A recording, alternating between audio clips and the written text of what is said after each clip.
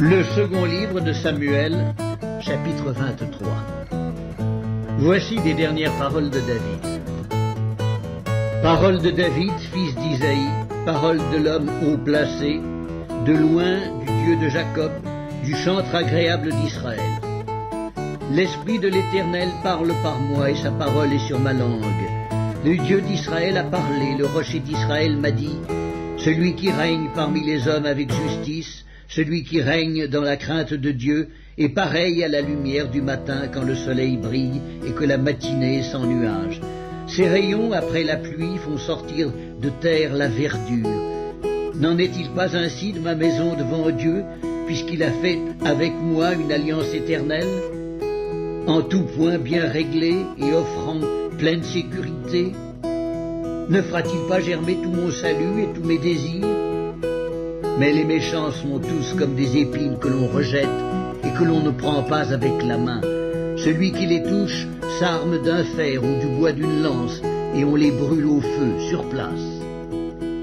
Voici les noms des vaillants hommes qui étaient au service de David.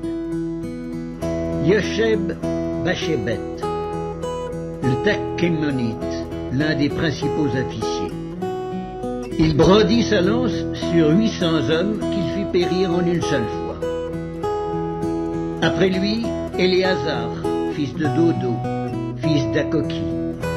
Il était l'un des 3 guerriers qui affrontèrent avec David les Philistins rassemblés pour combattre, tandis que les hommes d'Israël se retiraient sur les hauteurs.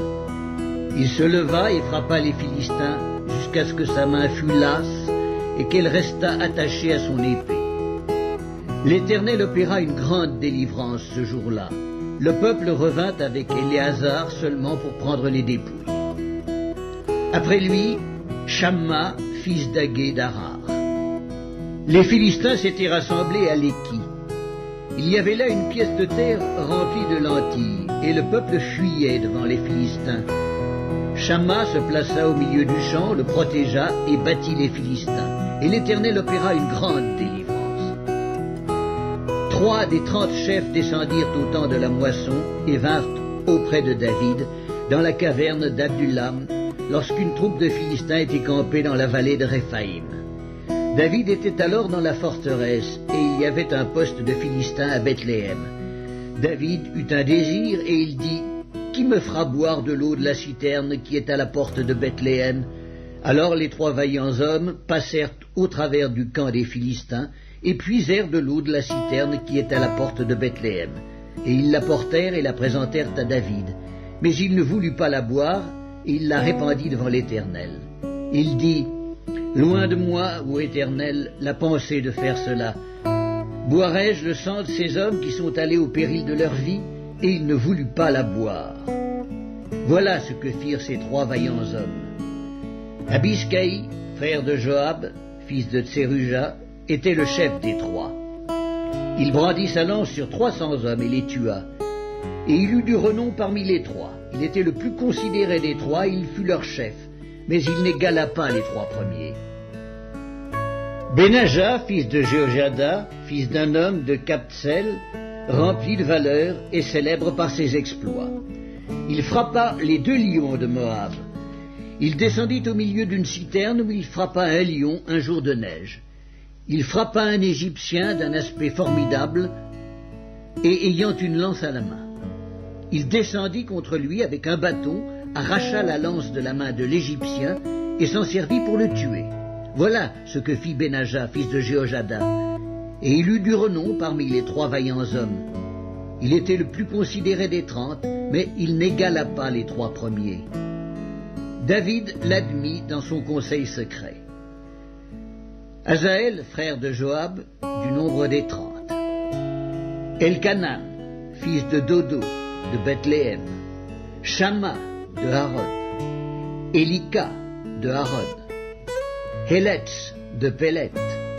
Ira, fils d'Ikesh, de Tekoa. Abiezer, d'Anatot. Mebunaï, de Husha. Salmon, d'Akoak. Maharaï, de Netopha. Éleb, fils de Baana, de Netopha. Itaï, fils de Ribaï, de Gibéa, des fils de Benjamin.